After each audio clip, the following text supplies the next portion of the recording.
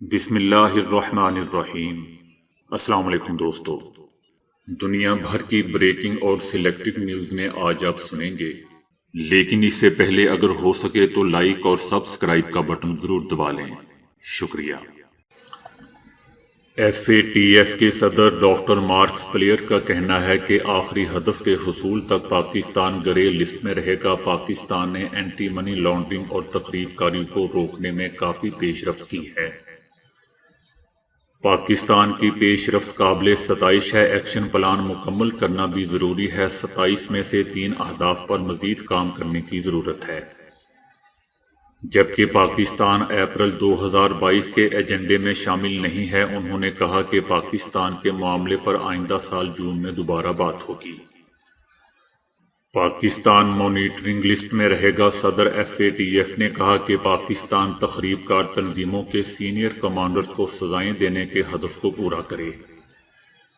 انہوں نے مزید کہا کہ پاکستان کو اپنی انویسٹیگیشن کا طریقہ کار بہتر بنانا ہوگا، جبکہ پاکستان کو تخریب کاروں کی مالی معاونت کرنے والوں کی چھان بین بھی کرنی ہوگی۔ دوسری طرف پاکستان کا کہنا ہے کہ پاکستان کو گرے لسٹ میں رہنے اور رکھنے کی کوئی گنجائش نہیں ہے۔ تعین کرنا ہوگا کہ FATF ایک تکنیکی فورم ہے یا پولیٹیکل۔ دیکھنا ہوگا کہ اس فورم کو سیاسی مقاصد کے لیے تو استعمال نہیں کیا جا رہا۔ جہاں تک تکنیکی پہلوؤں کا تعلق ہے تو ہمیں 27 نکات دیے گئے، وہ خود تسلیم کر رہے ہیں کہ 27 میں سے 26 نکات پر ہم نے مکمل عمل درآمد کر لیا ہے۔ 27ویں نکتے پر بھی کافی حد تک پیش رفت ہو چکی ہے اور مزید کرنے کا ارادہ رکھتے ہیں۔ ایسی صورتحال میں پاکستان کو گرے لسٹ میں رہنے اور رکھنے کی کوئی گنجائش نہیں بنتی۔ پاکستان کا مزید کہنا ہے کہ ہم نے جو بھی اقدامات اٹھائے وہ اپنے مفادات کو پیش نظر رکھتے ہوئے اٹھائے۔ ہمارا مفاد یہ ہے کہ منی لانڈرنگ نہیں ہونی چاہیے۔ جو بات پاکستان کے مفاد میں ہے وہ ہم کرتے رہیں گے۔ بعض قوتیں یہ چاہتی ہیں کہ پاکستان کے سر پر تلوار لٹکتی رہے۔ پاکستان کو گرے لسٹ میں رہنے اور رکھنے کی کوئی گنجائش نہیں بنتی۔ دوستو، یاد رہے کہ فائنینشیل ایکشن ٹاسک فورس یعنی FATF کی جانب سے پاکستان کو 27 نکات پر عمل درآمد کرنا تھا، جس میں سے پاکستان کی جانب سے 1 پر عمل درآمد باقی رہ گیا تھا۔ تاہم FATF نے پاکستان کو ایک بار پھر گرے لسٹ میں برقرار رکھنے کا فیصلہ کیا ہے۔ جرمنی نے ملک بھر میں ہونے والے اسرائیل مخالف مظاہروں کے بعد فلسطینی تنظیم حماس کے جھنڈے پر پابندی عائد کر دی ہے۔ ملک بھر میں حماس سمیت ایسی جماعتوں کے پرچم پر پابندی عائد کر دی گئی ہے جنہیں یورپی یونین نے تخریب کار قرار دیا ہوا ہے۔ یورپی یونین نے حماس کے علاوہ کردوں کی تنظیم کو بھی تخریب کار قرار دے رکھا ہے، اس لیے پابندی کی زد میں یہ دونوں تنظیمیں بھی آئی ہیں۔ جرمنی میں حماس کے جھنڈے پر پابندی اس وقت سامنے آئی ہے جب ملک بھر میں اسرائیل کے خلاف ریلیاں نکالی گئیں جس میں سینکڑوں افراد نے شرکت کی تھی۔ حکام نے دعویٰ کیا ہے کہ ان ریلیوں کے شرکاء نے توڑ پھوڑ کی اور پرتشدد کارروائیاں کی تھیں۔ ادھر رکن پارلیمنٹ نے بتایا کہ ایک احتجاج میں پولیس کے ساتھ جھڑپ میں درجن سے زائد اہلکار بھی زخمی ہو گئے تھے، جس پر 60 مظاہرین کو حراست میں لے لیا گیا تھا، اس لیے پابندی ناگزیر ہو گئی تھی۔ دوسری جانب جرمنی میں مقیم مسلم کمیونٹی نے اس قانون پر کڑی تنقید کرتے ہوئے امید ظاہر کی ہے کہ قانون کو ایوان بالا میں مسترد کر دیا جائے گا۔ ایک شہری کا کہنا تھا کہ یہ اقدام جرمنی میں اسرائیل مخالف ریلیوں کو روکنے کے لیے اٹھایا گیا ہے۔ دوستو، یاد رہے کہ ایوان زیریں سے منظور ہونے والے اس قانون کی منظوری ایوان بالا سے بھی لینا ضروری ہے۔ امریکی ریاست منیسوٹا کے شہر منی ایپلس کے ایک پولیس آفیسر کو اس سیاہ فام امریکی کو مارنے کے الزام میں 22.5 سال کی قید سنا دی گئی ہے، جس کا واقعہ پوری دنیا میں مشہور ہوا تھا، اور اس واقعے نے کئی دہائیوں بعد امریکہ میں اس کے خلاف بڑی تعداد میں لوگوں کو احتجاج کے لیے باہر نکلنے پر مجبور کر دیا تھا۔ استغاثہ نے 30 برس قید کی سزا کا مطالبہ کیا تھا۔ امریکی جج پیٹر نے ریمارکس دیے کہ سزا کی بنیاد جذبات یا ہمدردی پر مبنی نہیں ہے، یہ عوامی رائے پر بھی نہیں ہے، بلکہ قانون اور اس کیس سے متعلق حقائق پر مبنی ہے۔ 3 ہفتے جاری رہنے والی سماعت کے بعد جوری نے پولیس آفیسر کو 3 الزامات میں قصوروار قرار دیا۔ مقتول پر الزام تھا کہ انہوں نے ایک گروسری سٹور پر 2 دفعہ $20 کے جعلی بل کے ذریعے خریداری کرنے کی کوشش کی تھی۔ اس واقعے کو امریکہ میں شہریوں کے ساتھ تعصب اور امتیازی سلوک کے طور پر دیکھا گیا۔ اس کے بعد ریاست منیسوٹا کے شہر منی ایپلس میں ہنگامے پھوٹ پڑے تھے اور پولیس کی مقامی لوگوں کے ساتھ جھڑپیں بھی ہوئی تھیں۔ کئی برس بعد امریکہ میں اس طرح کا احتجاج دیکھنے میں آیا تھا جو منیسوٹا سے نیو یارک اور لاس اینجلس تک پھیل گیا تھا۔ اگر آپ اپنے بڑے ہوئے پیٹ سے نجات حاصل کرنا چاہتے ہیں تو اس کا آسان ترین طریقہ یہ ہے کہ ایک ورزش کو آپ کو اپنی عادت بنانا ہوگا، اور اس کے لیے محض اپنے قیمتی وقت سے چند سیکنڈ ہی نکالنے ہوں گے۔ در حقیقت یہ ورزش بہت کم عرصے میں پیٹ کی نکلی ہوئی چربی کو پگھلا سکتی ہے، مگر یہ جان لیں کہ یہ اتنی آسان بھی نہیں ہے۔ اس ورزش کا نام ہے ایل-سٹ اور اسے پیٹ کے مسلز کے لیے چند مشکل ترین ورزشوں میں سے ایک سمجھا جاتا ہے، مگر یہ پیٹ کو کم کرنے کے لیے انتہائی مؤثر ہے۔ اس ورزش کو کرنے کے لیے فرش پر بیٹھ جائیں اور ٹانگیں آگے پھیلا لیں جبکہ ہاتھ کولہوں کے برابر رکھ لیں۔ اس کے بعد رانوں کو سکیڑ کر جوڑ لیں اور اپنے جسم کو ہاتھوں کے بل اوپر کی جانب اٹھائیں۔ اس پوزیشن میں 10 سیکنڈ تک رہنے کی کوشش کریں، جس کے بعد 30 سیکنڈ انتظار کریں۔ یہ عمل 1 سے 4 بار دہرائیں۔ پڑھنے میں یہ جتنی آسان لگ رہی ہے دوستو اتنی ہی مشکل ہے۔